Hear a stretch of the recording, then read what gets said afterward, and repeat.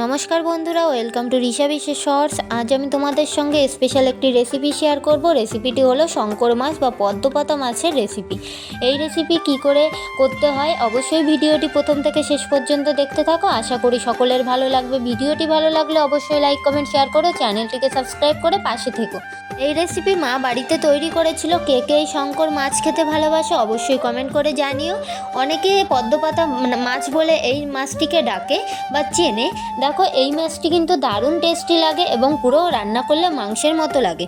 মামা দেখো বাজার থেকে নিয়ে এসেছিলো এই শঙ্কর মাছ। এই শঙ্কর মাছ কেটে ধুয়ে পরিষ্কার করে নেওয়া হলো এবং এই শঙ্কর মাছ কি করে কাটতে হয় অবশ্যই সেই ভিডিও তোমাদের সঙ্গে অন্য একটা ভিডিওতে শেয়ার করব। দেখো, কেটে ধুয়ে পরিষ্কার করে এতে হলুদ এবং লবণ ভালো করে মাখিয়ে নেওয়া হলো। একদিকে হলুদ এবং লবণ মাখিয়ে রেখে দেওয়া হলো এবং এটাকে ম্যারিনেট করে রেখে দেওয়া হলো। অন্যদিকে দেখো একটা পাত্রে রসুন, পেঁয়াজ কুচি, লঙ্কা, কাঁচা লঙ্কা, শুকনো লঙ্কা দুটোই ব্যবহার করা হয়েছিল। তার সঙ্গে আদা এবং জিরে এগুলো পেস্ট করে রাখতে হবে। এগুলো দিলে খেতে কিন্তু দারুণ টেস্টি হবে এবং এর সঙ্গে গরম মশলা ইউজ করা হয়েছিল শেষের দিকে।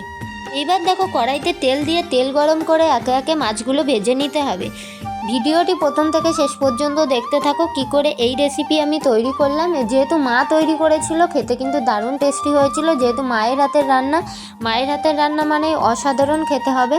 মাছগুলো এক এক করে দেখো সবগুলোই ভেজে নেওয়া হলো।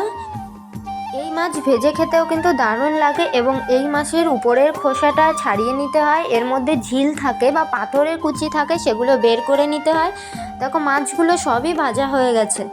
মাছগুলো ভেজে নিয়ে যে তেল ছিল তার মধ্যে আরেকটু তেল অ্যাড করে দেওয়া হলো এবং এটি সাদা তেলেই রান্না করা হয়েছিল। এর মধ্যে জিরে দিয়ে দেওয়া হলো এবং তার সঙ্গে তেজপাতা এগুলো দিয়ে ফোড়ন দিয়ে দেওয়া হলো এবং এর মধ্যে একে একে দেখো পেঁয়াজ কুচি এবং টমেটো কুচি দেওয়া হয়েছিল, যেগুলো আগের থেকে রেডি করে রাখা ছিল।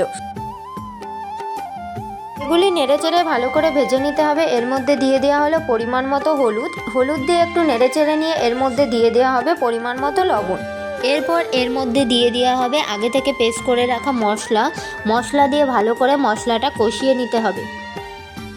যতক্ষণ না তেল ছেড়ে আসবে, তেল ছেড়ে আসলে এই মশলাটা কষানো হয়ে যাবে। ভালো করে মশলাটা কষিয়ে নিতে হবে এবং এর মধ্যে দিয়ে দেওয়া হলো কাশ্মীরি লঙ্কার গুঁড়ি, যেটা এর স্বাদটাকে আরও দারুণ করেছিল, সঙ্গে এর কালারটাও দারুণ হবে। মশলাটা ভালো করে ভেজে নিতে হবে এবং মশলাটা ভেজে নিয়ে এর মধ্যে দিয়ে দিতে হবে পরিমাণ মতো জল দিয়ে ভালো করে গ্রেভিতে ফুটিয়ে নিতে হবে। গ্রেভিটি রেডি করে নিতে হবে। দেখো জলটা দেওয়া হয়ে গেছে। এরপর এর মধ্যে একে একে মাছগুলি দিয়ে দেওয়া হবে। গ্রেভিটি মাছ দিয়ে ভালো করে ফুটে আসলে রেসিপিটি তৈরি হয়ে যাবে। রেসিপিটি দেখো প্রায় রেডি হয়ে গেছে। রেসিপিটি রান্না করা শেষের মুহূর্তে দিয়ে দিতে হবে পরিমাণ মতো আগে থেকে কুচিয়ে রাখা ধনিয়া পাতা, সেগুলোই অ্যাড করে দেওয়া হলো এবং নামানোর আগে এর মধ্যে দিয়ে দিতে হবে পরিমাণ মতো গরম মশলা পেস্ট করে, যেটা শিলে বাটলে সবথেকে সুবিধা হয় এবং টেস্টিও হবে। এবং তোমরা চাইলে দোকান থেকে পেস্ট করা মশলাও নিয়ে আসতে পারো গরম মশলার, তার থেকে বাড়িতে পেস্ট করে দিলে আরও বেশি টেস্টি হবে। দেখো প্রায় রেসিপিটি তৈরি হয়ে গেছে। রেসিপিটি কেমন লেগেছে অবশ্যই কমেন্ট করে জানিও। রেসিপিটি ভালো লাগলে অবশ্যই লাইক কমেন্ট শেয়ার করো, চ্যানেলটিকে সাবস্ক্রাইব করে পাশে থেকো। রান্না কমপ্লিট হয়ে গেলে দেখো এটা নামিয়ে নেওয়া হলো।